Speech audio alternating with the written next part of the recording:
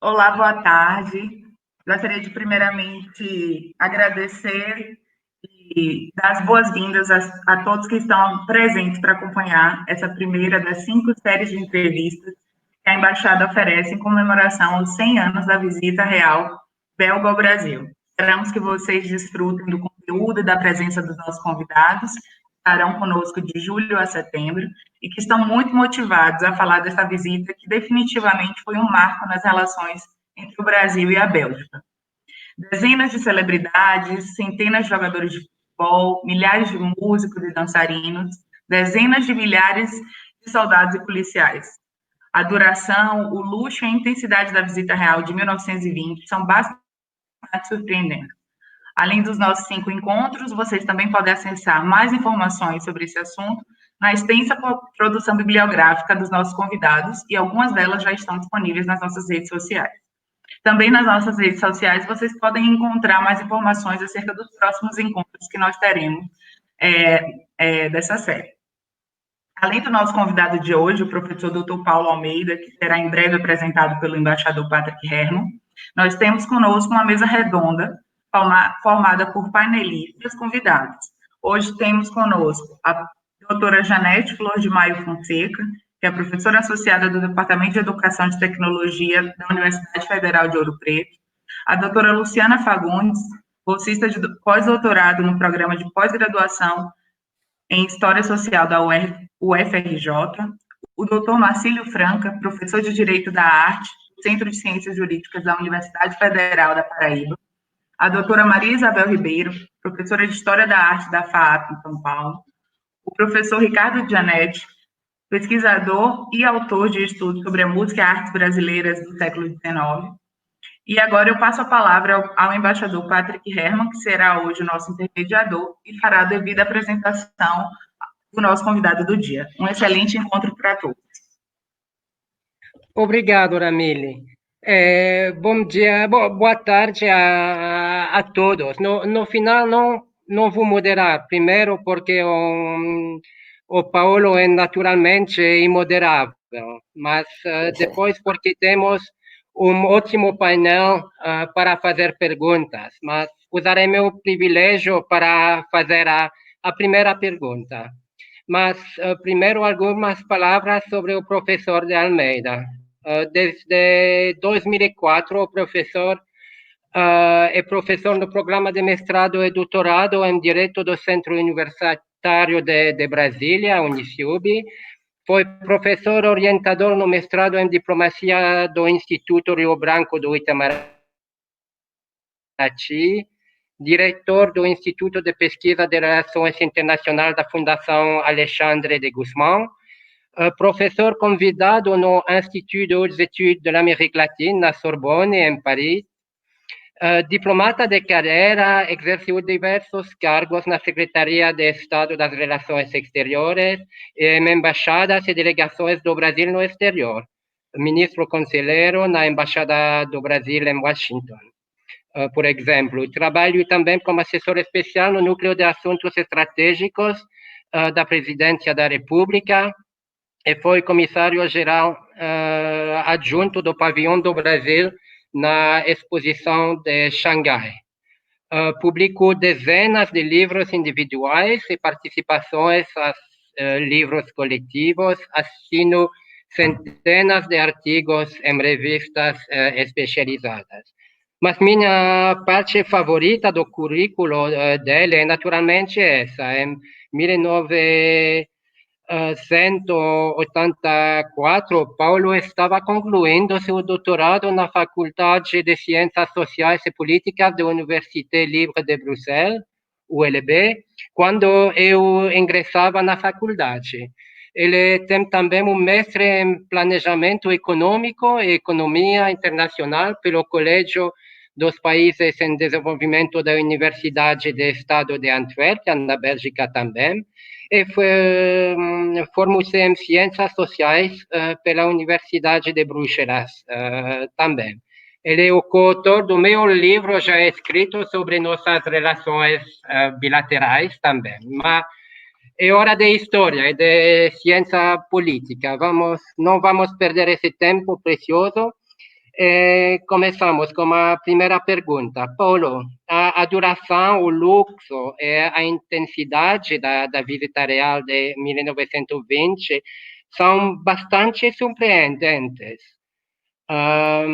Como o campo do pano de ouro inaugurou a diplomacia de cúpula e o Congresso de Viena inaugurou a diplomacia multilateral, pode até parecer que a visita do rei Alberto viu o Brasil inventar a diplomacia pública moderna. Como embaixador da Bélgica, é claro que eu deveria ser a última pessoa a me perguntar por que tanta energia, tanto tempo e tanto dinheiro foram gastos na visita do rei da Bélgica, um país europeu de médio porte.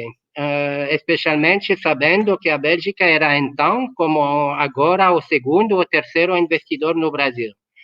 Mas, ainda assim, por que o Brasil de 1920 está tão interessado em projetar poder, diligência e criatividade no mundo? Por que então? Por que tão generosamente? E por que a Bélgica?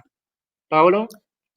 Muito obrigado, embaixador. É um prazer falar com vocês novamente e participar desse evento. De todos os meus títulos belgas, o que eu mais aprecio é um pós-doc em gastronomia belga, não é? Chocolate, moule frite. Aliás, moule frite e cerveja foram meu principal alimento durante os tempos da Bélgica nos anos 70, quando eu me formei na graduação, no mestrado, e depois fiz um doutoramento já como diplomata.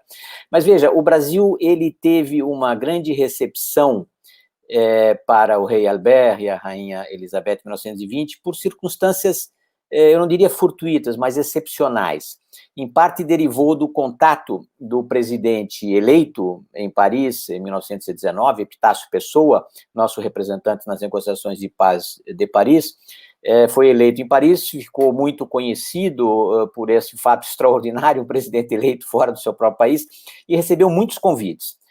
De todos os 10 ou 12 convites que ele recebeu, ele pôde atender apenas alguns, dentre eles, em primeiro lugar, o do rei da Bélgica, não é? E a Bélgica tem uma relação especial com o Brasil. Poucos anos depois que ela se tornou independente, em 1830, ela já designava um ministro para o Rio de Janeiro. Aliás, foi um ministro belga no Rio de Janeiro que fez o primeiro estudo sobre o orçamento brasileiro, 2 grossos volumes que foram entregues em Madrid para o nosso principal historiador, que era o Adolfo Varhagen, que conhecia esse ministro belga, com ele manteve relações. Eu pude ver esse livro de 1852, algo assim, na biblioteca do Itamaraty, não é? E a Bélgica foi, como o senhor falou, o segundo ou terceiro maior investidor. A despeito do seu pequeno tamanho como país, do seu PIB relativamente diminuto, ela era uma grande potência industrial. Provavelmente depois da primeira Revolução Industrial da Inglaterra, os países que mais se lançaram na primeira Revolução Industrial, e depois na segunda, evidentemente, foram a Bélgica, os Países Baixos em geral, não é? Então, a Bélgica foi um grande investidor na parte de infraestrutura, de comércio, de bancos, e, sobretudo, já no século XX, a criadora de algumas grandes iniciativas da infraestrutura do Brasil, da indústria química, né, Solvay, um pouco mais tarde, mas antes a belgo-mineira, a belgo-luxemburguesa, não é? Então, a Bélgica tem um papel especial no Brasil, fez muitos investimentos, mas, sobretudo, um fato trouxe a Bélgica à Berlinda, que foi a Grande Guerra, 1914, 1915, a Bélgica invadida pelos exércitos, pelas forças da Alemanha Imperial. Aquilo despertou uma comoção muito grande entre os francófilos brasileiros, não é? Os brasileiros se dividiram um pouco, havia poucos germanófilos e muitos francófilos ou aliadófilos, entre eles o Rui Barbosa. O Rui Barbosa conhecia bem a Bélgica, passou pela Bélgica algumas vezes para participar da Conferência da Haia de 1907, a segunda conferência, e a Bélgica fazia parte, junto com o Brasil, daqueles pequenos países ou pequenas potências que eram, de certa forma, desprezados pelas grandes potências que se arrogavam uma espécie de dominação oligárquica sobre o que se pretendia criar na segunda Conferência da Paz da Haia, que era uma corte arbitral permanente, não é uma corte de justiça internacional, que só surgiu depois de 19, evidentemente, mas que se tentou criar uma corte arbitral permanente, porque a primeira Conferência da Paz da Haia já tinha sido feita na forma de uma corte arbitral flexível, que o Brasil preferia. Então, Bélgica e Brasil tinham posturas relativamente similares de defender a igualdade soberana das nações. Essa é a principal tese do Rui Barbosa na AIA em 1907, e depois, em 1916, quando ele vai a Buenos Aires representar o Brasil no primeiro centenário da independência argentina, ele faz um famoso discurso, que é uma aula de direito internacional, que trata dos deveres dos neutros. Ela foi imediatamente traduzida para o francês, publicada em Paris, em 1917, e a Bélgica era um país neutro constitucionalmente e estatutariamente, como a Suíça, digamos, e ela foi invadida, violada.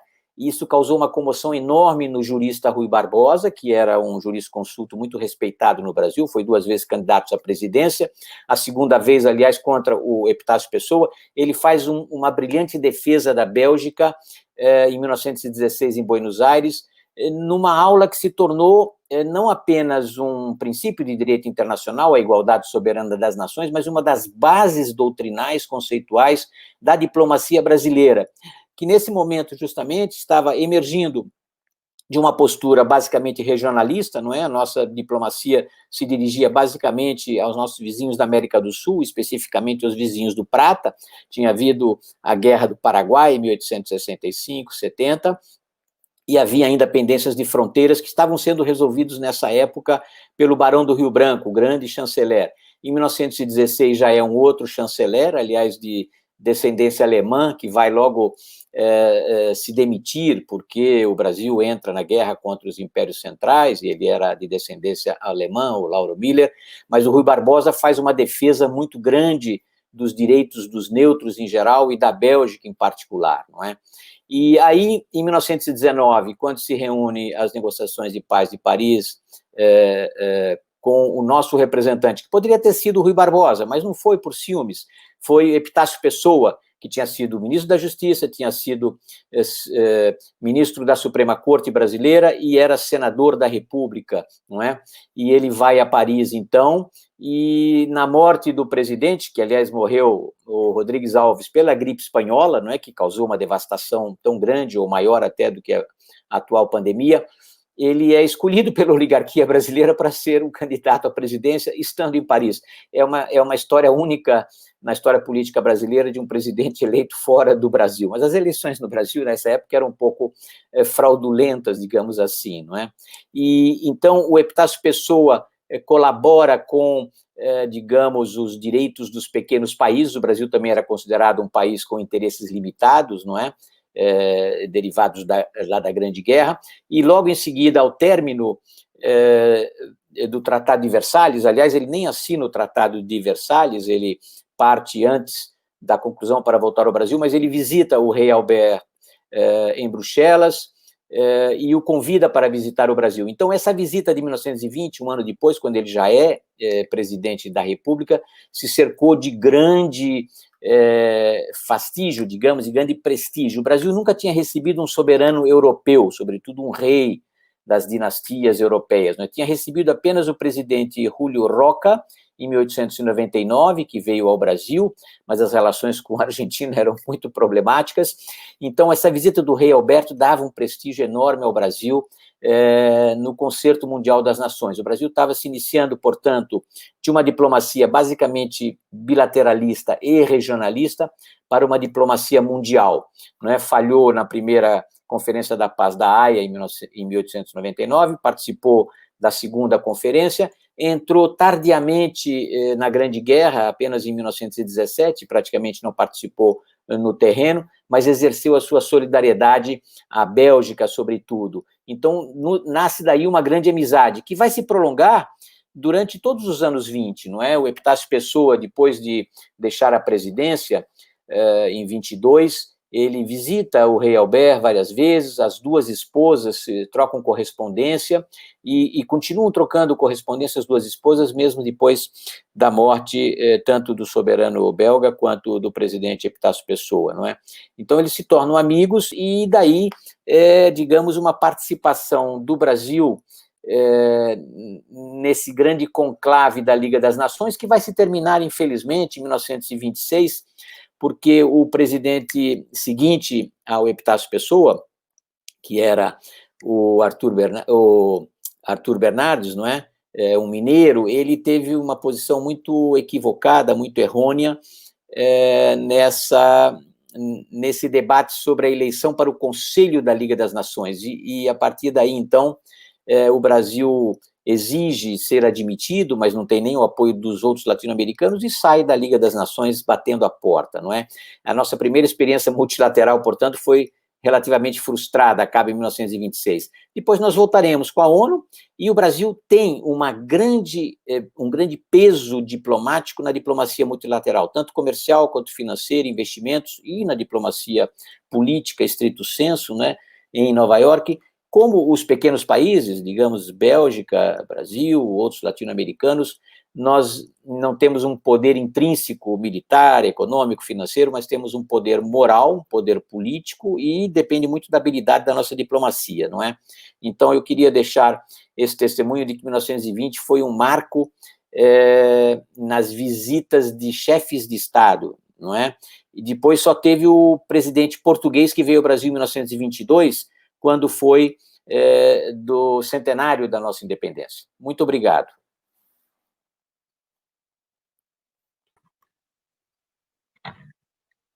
Ótimo. A dimensão que a esposa do Barão de Rio Branco era da Bélgica também, acho. Louise Stevens, exatamente. Mas ela morava em Paris, e ele vivia em Liverpool, mas estava mais tempo em Paris do que em Liverpool, não é? Ele instalou a mulher e os filhos em Paris, e lá ele passava grande parte do tempo, apesar de ser cônsul durante 20 anos em Liverpool. Ótimo, muito interessante. Obrigado. Aramile? Olá. Então, agora vamos dar início, vamos trazer os convidados, os panelistas, para a mesa redonda, para que possam, enfim, fazer suas interferências e continuar essa discussão junto com o professor Paulo.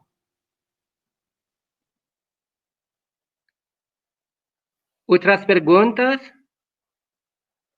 Marcílio? Originalmente, tivemos 4 países dentro do Conselho Executivo da Liga das Nações. A Bélgica, o Brasil, Espanha, Grécia, e a Grécia. E a Grécia, exatamente. 4 países. E o Brasil pensava ser o representante da América Latina, e ele não foi.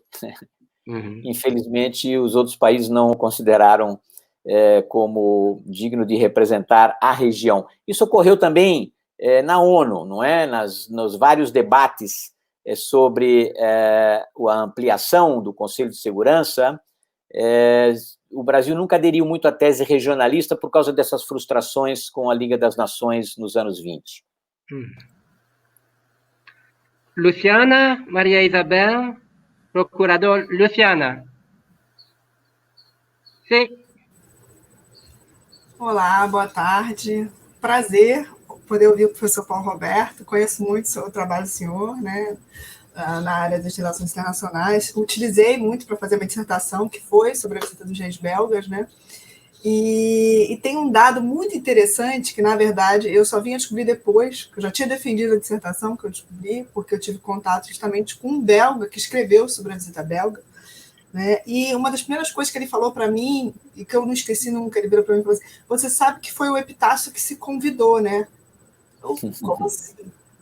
Ele, sim, se você pega a documentação diplomática, você vê que o Barros Moreira escreveu, né, para o representante belga, né, pedindo para que o Epitácio Pessoa fosse convidado pelo rei Alberto, né? E aí eu gostaria, na verdade, inserindo essa informação, pensar assim, realmente o quão era importante, né, o Epitácio Pessoa ser convidado, né, estar na Bélgica, naquele momento, ser convidado do rei Alberto, e também pelas outras nações, mas principalmente pela Bélgica, até pelo significado que a campanha belga tem na Grande Guerra, né? O rei Alberto foi o grande herói da Primeira Guerra, foi o rei Alberto, né? E aí, inserindo essa informação, como pensar a importância, né, o significado, além do que você já falou, né, da própria visita ser um marco, mas desse multilateralismo brasileiro, das relações diplomáticas brasileiras nesse momento, né? Assim, a minha interpretação é que é uma tacada de mestre, né? É estratégico, foi estratégico, né, nesse sentido. Eu queria saber a sua opinião. Olha, eu acho o seguinte, o Epitácio Pessoa realmente ele era muito voluntarista, não é? De dar grandes inícios a novas iniciativas, conseguiu, aliás, uma boa relação com os Estados Unidos durante as negociações de paz de Paris, porque o Brasil era considerado um sócio menor, não tinha participado da guerra, não tinha grandes interesses, mas com a ajuda americana, digamos, ele conseguiu fazer com que as suas teses, ou as teses do Brasil sobre café, sobre os navios alemães, fosse bem ouvida. Mas a relação com a Bélgica vem de antes. Ele, quando era mais jovem, assim que casou, fez uma grande viagem pela Europa, durante vários meses, nos anos 90 do século XIX, não é? E vocês têm um relato do sobrinho neto do Epitácio Pessoa, que se chama Pardelas, não é? Pessoa Pardelas. Esse livro está disponível na biblioteca digital da FUNAG, da Fundação Alexandre de Gusmão. Se vocês buscarem Epitácio Pessoa na biblioteca digital, vocês vão ter um relato que são as memórias do Epitácio Pessoa dos anos 90, de todas as viagens que ele fez pela Europa, inclusive a Bélgica. Ele fala muito bem de Gand, de Bruxelas, mas no final o sobrinho neto, o embaixador Pessoa Pardelas, faz um longo relato da vida do Epitácio Pessoa, e aí cobre, portanto, os outros episódios. A Bélgica, como eu disse, teve uma importância extraordinária nos investimentos brasileiros, não é? Existem já muitos depoimentos, Edi Stolz fez esse livro que ele organizou com outros historiadores do Brasil. A Bélgica realmente ela é desproporcional no seu tamanho para os investimentos que ela fez no Brasil. E não só isso, Antuérpia, como Amsterdã e Hamburgo, são portos de entrada do comércio na Europa setentrional. Então, Amsterdã sempre teve uma presença muito grande de interesses brasileiros. Aliás, o nosso consulado em Antuérpia, ou em Anvers, já não existe mais hoje por medidas de economia, apenas em Bruxelas, mas durante mais de 100 anos existiu esse consulado em Antuérpia. Eu morei em Antuérpia, legalizei meus documentos belgas de estudo no consulado em Antuérpia. Era uma porta de entrada e tinha muita importância, não tanto quanto Liverpool, evidentemente, que era o porto maior do comércio com o Brasil e Grã-Bretanha, mas Antuérpia era o porto de entrada, junto com Amsterdã, dos produtos brasileiros no resto da Europa, não é?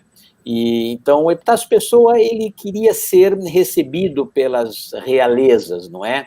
O Brasil tinha esse gostinho aristocrático do Império, e mesmo na República as pessoas gostavam de títulos. O Barão do Rio Branco conservou o título de barão e só é chamado como barão durante toda a sua gestão, não é? Muito obrigado pela sua pergunta.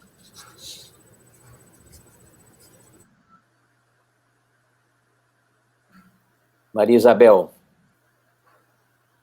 ligue seu microfone. Boa tarde, boa tarde. Boa tarde. Nossa, eu estou aprendendo tanto, a minha visão dessa questão toda, ela está se desdobrando em muitos aspectos. O senhor falou que o Brasil tinha um gostinho do império, tinha um sabor do império, um gosto pela aristocracia e tal. É muito interessante que, vendo, pesquisando a documentação preparatória da visita lá na Bélgica, alguém aconselha o rei. Eles são uma república jovem, mas eles gostam de rei. Existe um fascínio pela figura real, porque eles tiveram um imperador muito querido, né? Então, por favor, apresente, dê ao povo brasileiro aquela aparência de monarquia que eles estão esperando ter na sua apresentação. Tá? Tem algumas questões interessantes aí, porque apesar desse pedido, desse conselho, desse lembrete, a participação, a recepção do rei Alberto foi muito, apesar da solenidade, apesar dos desfiles militares, de tudo isso, dessa programação intensa, ela foi muito próxima das pessoas, e as pessoas receberam o rei Alberto também com muito carinho, com muito entusiasmo. E, somando isso, foi muito próximo à revogação do banimento da família real e o fato da rainha ela ser sobrinha neta do Dom Pedro II, né? Eu acho que tudo isso cria, além do mito do herói, cria uma proximidade do rei popular, uma proximidade popular do rei. Eu gostaria de saber do senhor o que deu esse entusiasmo pela recepção. Olha, o Brasil, no começo da República, se viu muito frustrado, não é? A primeira década da República foi muito infeliz para o Brasil. Nós começamos com uma revolta da Armada, que foi considerada uma revolta dos monarquistas, não é? Eu mesmo iniciei um romance apócrifo com o Sherlock Holmes no Brasil contra Floriano Peixoto, no quadro daqueles complôs monarquistas do início da República, mas a herança da República foi muito pesada nos primeiros anos do século XX, porque o Brasil vinha da revolta da Armada, da Guerra de Canudos, uma revolta milenarista nos sertões da Bahia, de uma falência financeira, não é? Tivemos que consolidar um novo funding loan com os banqueiros ingleses, com os Rothschild, né? Então, o Brasil tinha uma imagem muito ruim no início do século XX.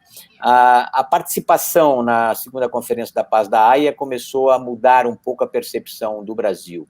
O nosso apoio aos aliados durante a Grande Guerra e, sobretudo, a admiração pelo rei-herói, não é? O rei cavaleiro, o rei Albert, na resistência à invasão alemã, trouxe um grande impacto no Brasil. Todos os jornais falaram isso, todos os jornais publicavam fotos, pegar toda a imprensa brasileira dos anos da Grande Guerra, se vê a grande admiração do povo pelo rei Albert e pela situação da Bélgica, não é?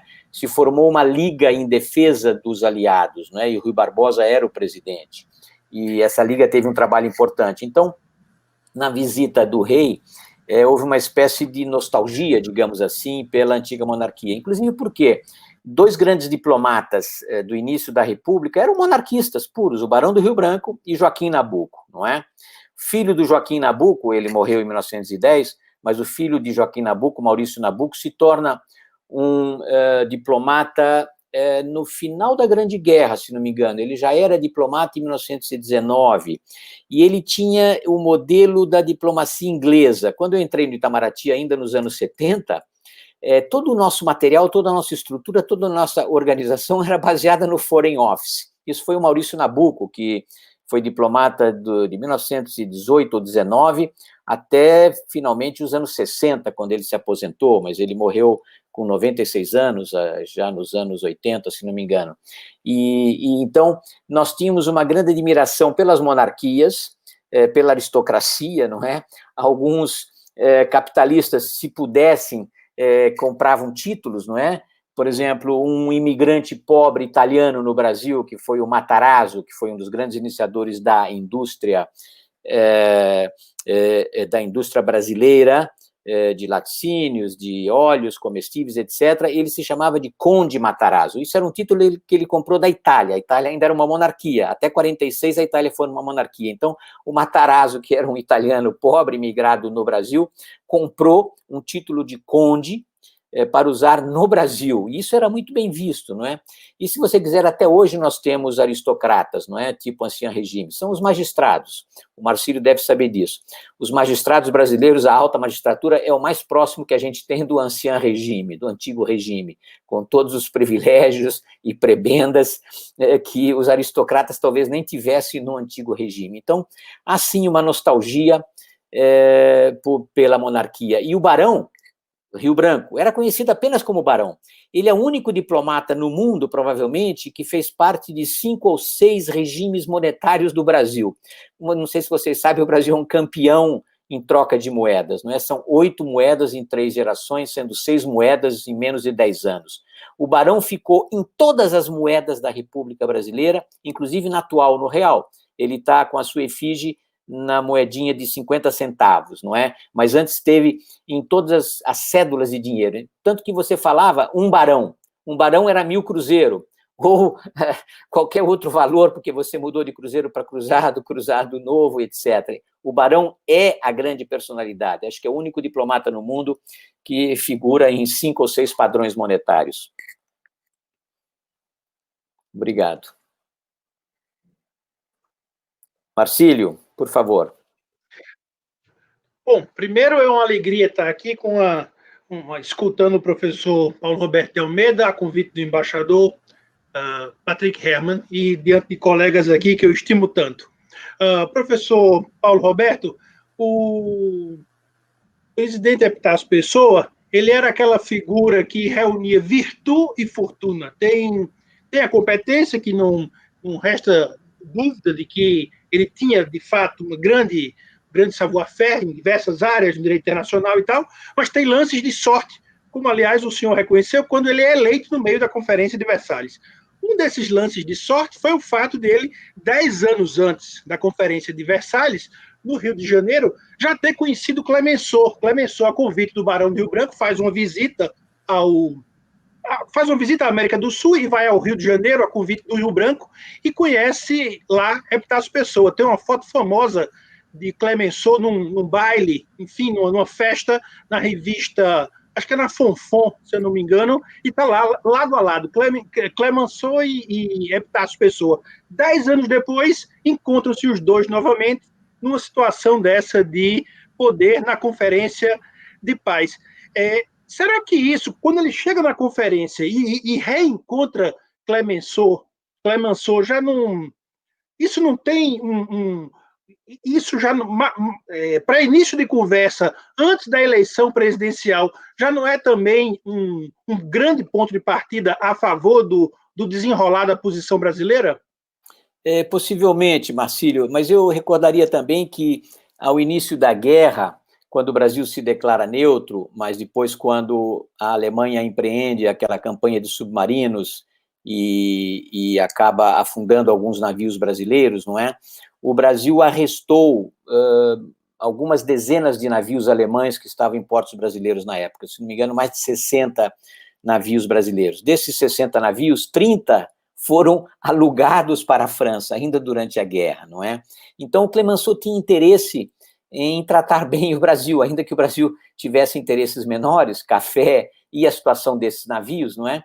Ele tinha interesse em tratar bem o Brasil, inclusive porque o Brasil teve uma compensação alemã posteriormente para o seu café, mas nunca para os navios, porque os navios do Brasil entraram naquele pool geral de navios que foram distribuídos entre as forças aliadas, as forças vitoriosas que se dividiram os navios alemães. O único país que não entrou nessa partilha foi os Estados Unidos, que conservou os seus navios alemães, mas os do Brasil e os de outros países foram divididos, não é? Com a Bélgica, com a França, sobretudo, com a Grã-Bretanha, ou com outros países que participaram do esforço aliado, talvez até a Itália, não tenho certeza. Então, o Clemenceau talvez tivesse interesse em tratar bem o Brasil para ficar com os 30 navios que eles estavam alugando, não sei se pagaram, não é? Precisaria entrar nos arquivos novamente para ver, mas ele tinha interesse em tratar bem o Brasil, não é? Depois a gente foi maltratado pela França, mas 10 anos depois pelo Poincaré, na questão da dívida brasileira, não é? O Brasil, na República, aliás, isso é um grande pecado, o Brasil saiu da monarquia unitária do Império, em que você precisava do aval da União ou do imperador, do executivo para contrair empréstimos estrangeiros, para uma orgia de empréstimos estrangeiros que os estados e municípios podiam fazer. E como a França mudou de padrão monetário no pós-guerra, nós tínhamos contraído empréstimos em franco-ouro nos anos 1906, 1907, nos anos 10 e depois lá da guerra, e quando a França voltou ao padrão ouro, mas com uma desvalorização de 50%, a gente queria pagar em francos novos e não em francos ouro. A França exigiu, e nós fomos até a Corte da Haia, perdemos, porque a gente teve que pagar em franco ouro, mas isso já é de 1928, não é? Ou seja, a França sempre se considerou uma espécie de patrona da cultura brasileira. Apesar do Brasil, durante toda a monarquia, durante todo o império e em grande parte da república, ser um país dependente do financiamento inglês, as nossas maneiras eram francesas, toda a classe dominante falava francês, então era boas maneiras francesas, cultura francesa com dinheiro inglês, não é? Então, os franceses tinham uma atitude de uma espécie de patronizing, não é? Eles se achavam os donos da cultura brasileira, desde o Debré, desde as primeiras missões do Toné, com os visitantes, não é? Com toda a cultura. Então, o Clemenceau, provavelmente, que esteve na América Latina, acho que uma segunda vez nos anos 20, falava bem do Brasil, mas por interesses comerciais, por interesse de ter a sua rede, tanto que a Aliança Francesa se instala no Brasil desde muito cedo, desde antes da guerra, da Segunda Guerra, não é? Teve um grande francês, dirigente da Aliança Francesa em São Paulo, Georges Raders, que escreveu um belo livro sobre Gobineau. Gobineau foi o ministro do Napoleão III no Rio de Janeiro, não gostava do Brasil, fez aquela teoria racial, não é, da degeneração da raça brasileira, e o Georges Raders, francês, fez um belo livro sobre o inimigo cordial do Brasil. Recomendo a leitura desse livro, que é muito instrutivo, porque ele faz parte do processo depois de branqueamento do Brasil, no início da República, não é? Obrigado. Ricardo, ou quem mais? A Janete? Ah, o Ricardo. Ricardo. Pode ser esse. Parabéns, professor. Parabéns, professor, pela palestra. Fiquei muito entusiasmado com todos os aspectos que foram levantados. A professora Maria Isabel levantou aquele aspecto do império, não é? Dessa relação da passagem do império para a República Brasileira. E é só para lembrar que o Dom Pedro II esteve em 2 viagens que fez à Europa, que antecederam, evidentemente, o exílio, de passagem por Bruxelas, né, pela Bélgica. E foi recebido pelo rei Leopoldo, na época, não é? Uhum. Dessas viagens já havia uma colaboração também na parte, um interesse econômico também e cultural também? Certamente, porque a monarquia belga era francesa de origem e como eu disse, o Brasil era praticamente francês na sua cultura, na sua educação. Então, os belgas participaram muito de negócios no Brasil, mas também foram grandes visitantes. Você tem aí o Observatório do Rio de Janeiro, dirigido por um belga, que depois vem na primeira missão ao Planalto Central, não é? O Planalto Central era já demarcado praticamente desde a origem para ser a futura capital do Brasil. O primeiro visitante, aliás, à região de Brasília foi o historiador Varhagen, que tinha relações com os belgas, não é? E era um admirador das monarquias europeias, apesar de ter servido apenas em Viena. Mas o Luiz Cruz era o belga que comandou aquela missão da República para a conformação do que seria a nova capital, que demorou mais 60 anos para ser construída, não é? Pelo JK. Então,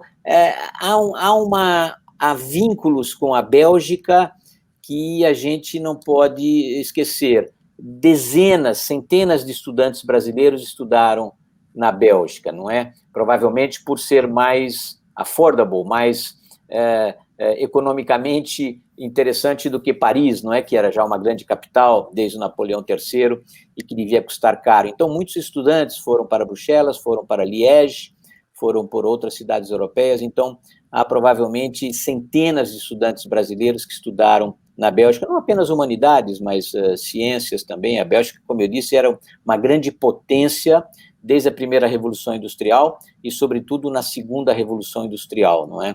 Então, uma admiração recíproca. E também pelo fato desse estatuto que eu mencionei no plano diplomático, de não ser uma grande potência e de ter de se valer do direito internacional para poder valer as suas conquistas, etc. A gente não pode esquecer que o Rui Barbosa foi realmente uma pessoa influente na diplomacia brasileira.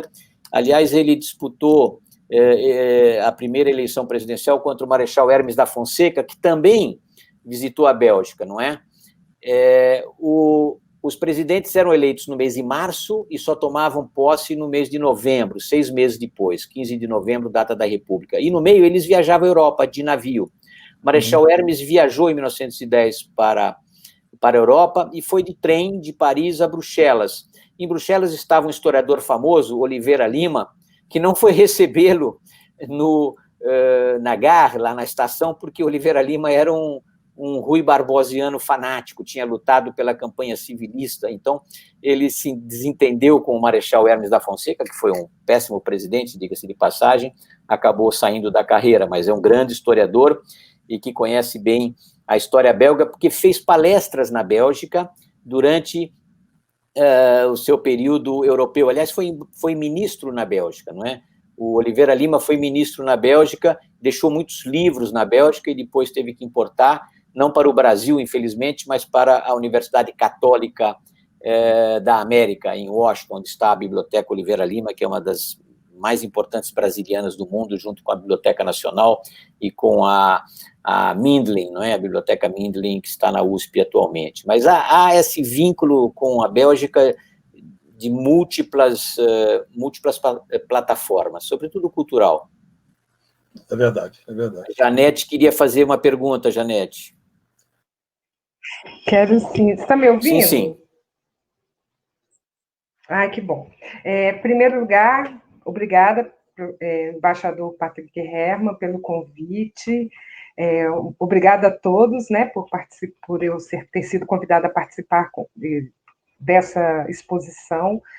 Professor Paulo Almeida, muito obrigada, porque várias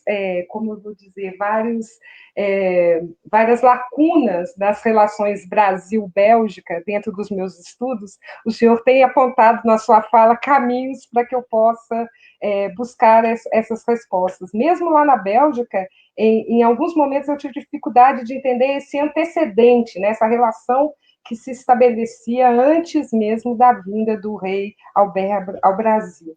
A minha pergunta, ela tem um pouco a ver com essa preparação mesmo da viagem, né? O senhor falou em alguns momentos dessa relação do Brasil e da Bélgica como países dentro desse conjunto das nações europeias naquele momento. A Bélgica e o Brasil, se aliou ao Brasil, né, por serem países com menos, digamos, com menos prestígio, talvez, eu não diria isso, mas menos enfim. Peso internacional, Exatamente. Aí eu queria trazer à tona alguns pontos que eu acho assim, que poderiam abrir uma conversa interessante. A primeira delas, ressaltar a tradição da nossa diplomacia, que nesse momento eu acho importante reafirmar, né, a tradição da diplomacia brasileira, né, da história da diplomacia brasileira, que tem uma história lindíssima, né, em torno dessa, que fez um rearranjo, vamos dizer assim, para que o rei Alberto pudesse vir ao Brasil, mas também que houve toda uma preparação para essa viagem. Eu quero chamar a atenção o seguinte: a importância dessa relação Brasil-Bélgica se dá muito em torno da preparação dessa viagem, né? Os belgas se prepararam muito para essa viagem. Não foi meramente uma viagem representativa da monarquia belga, mas sim, eu acho que dentro do rearranjo econômico dos países europeus no pós-guerra, né, a gente vê literalmente a Bélgica se preparando, né, e o rei se preparando muito bem para cumprir esse papel de mediador, né, de todas as relações que estavam sendo travadas pelos ministros, mas também pelos empresários que vieram junto com a viagem, para a viagem, para acordos econômicos que já existiam no Brasil, relatórios de saúde fantásticos, né? Foram criados vários relatórios sobre a saúde brasileira, alguns foram adotados até como exemplo para serem usados na África. Então, enfim, essa importância. E também o fato de que houve vamos dizer, um desconforto por parte dos outros países em relação a essa visita, né?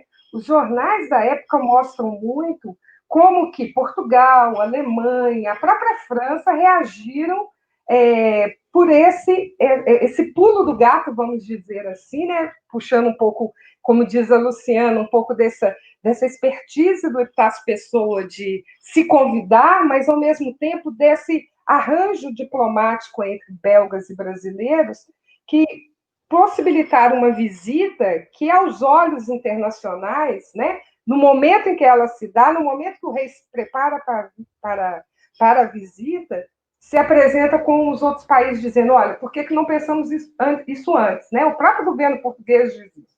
Então, eu queria pensar um pouco mais essa preparação e a importância dessa visita para os dois lados.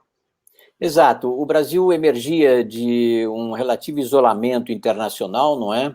E 1907 não foi exatamente um grande êxito para o Brasil, ele foi um país obstrutor da criação desse tribunal arbitral permanente, não é? O Rui Barbosa saiu com uma grande admiração de alguns países latino-americanos e os pequenos estados europeus, mas com uma grande raiva das grandes potências, não é? Ele era chamado de Mr. Verbosa. A Bárbara Tuchman, no seu livro sobre a guerra, ela considera o Rui Barbosa um chato, né? Um chato porque ele intervia em todas as questões, incomodando as grandes potências.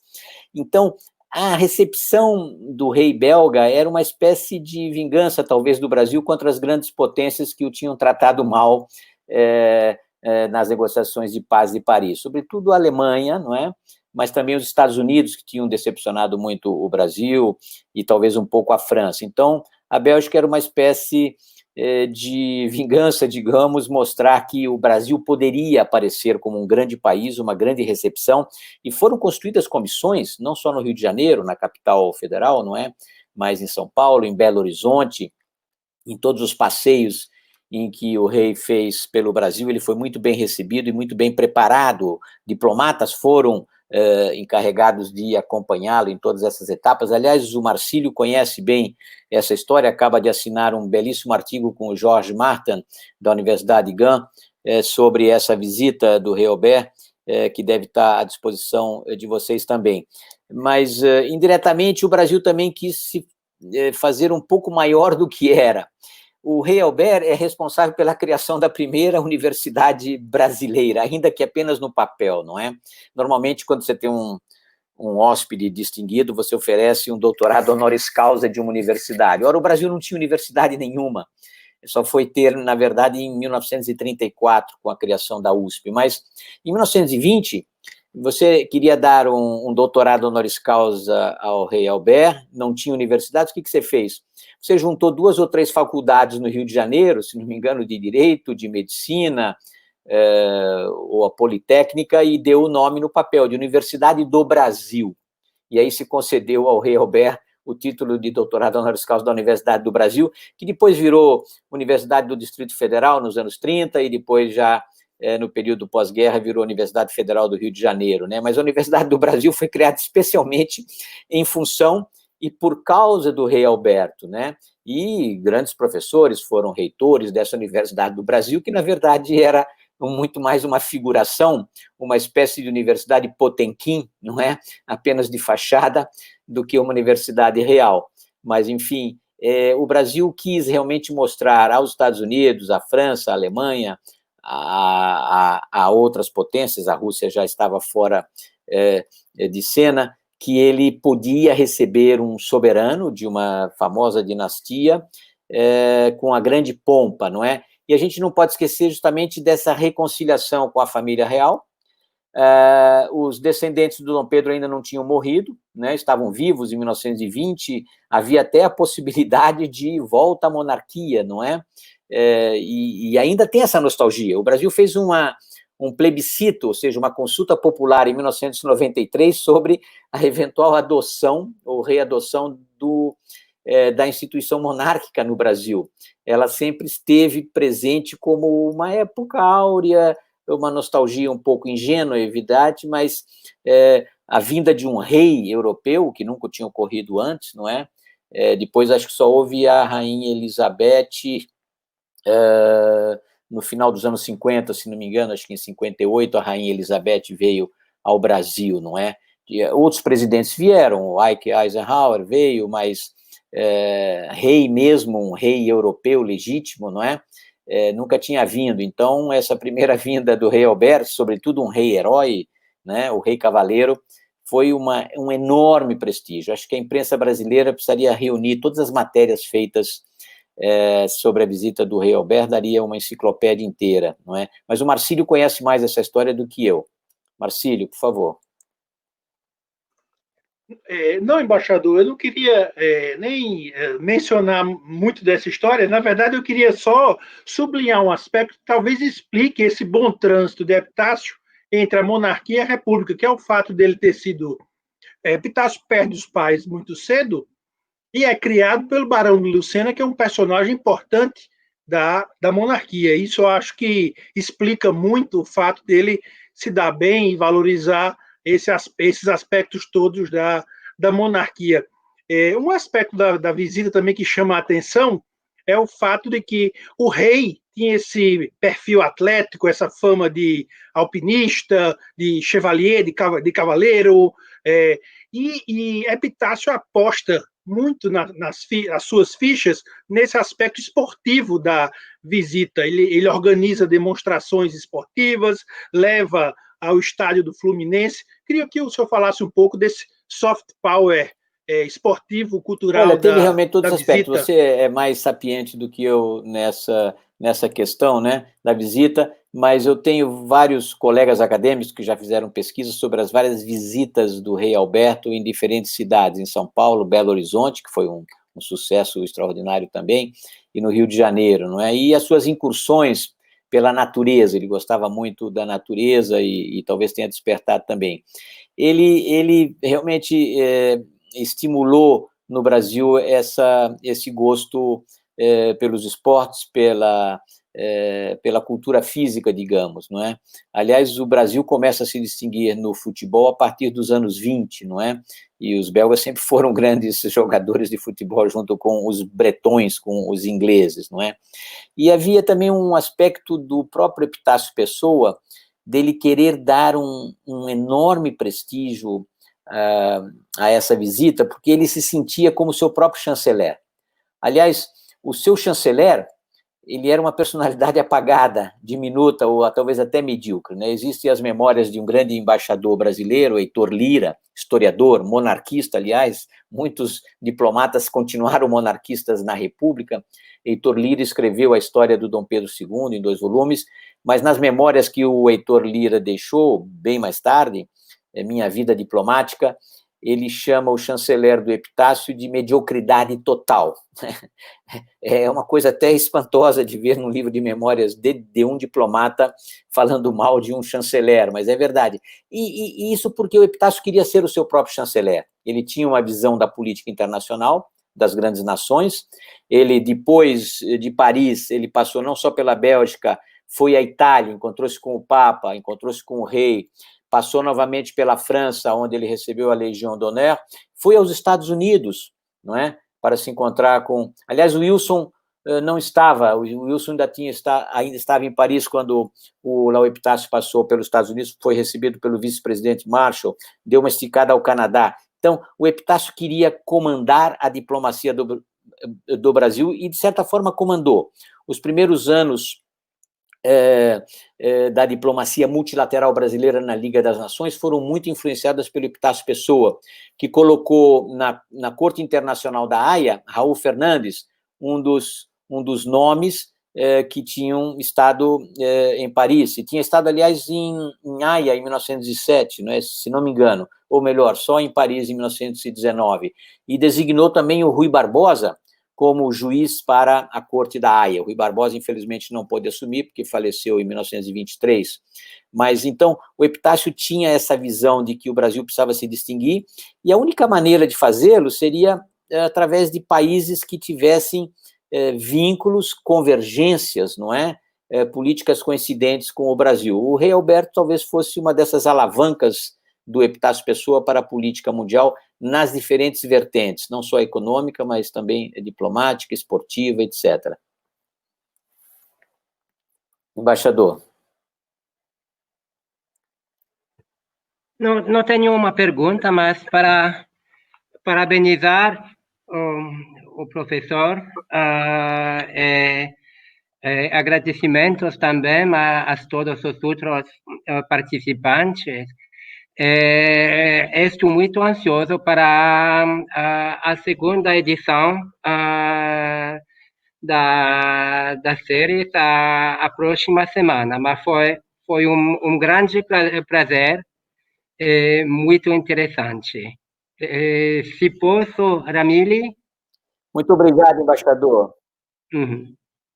Eu fico muito contente, quero agradecer antes da Ramili encerrar, porque eu me considero um belgicano, como eu digo, ou seja, a Bélgica é meu segundo país. Passei 7 anos durante a ditadura militar na Bélgica e posso dizer que tenho um pós-doc em cerveja, em fritas, em mule. É o meu pós-doc preferido. Muito obrigado. Ótimo. Temos Obrigada a todas mais uma vez.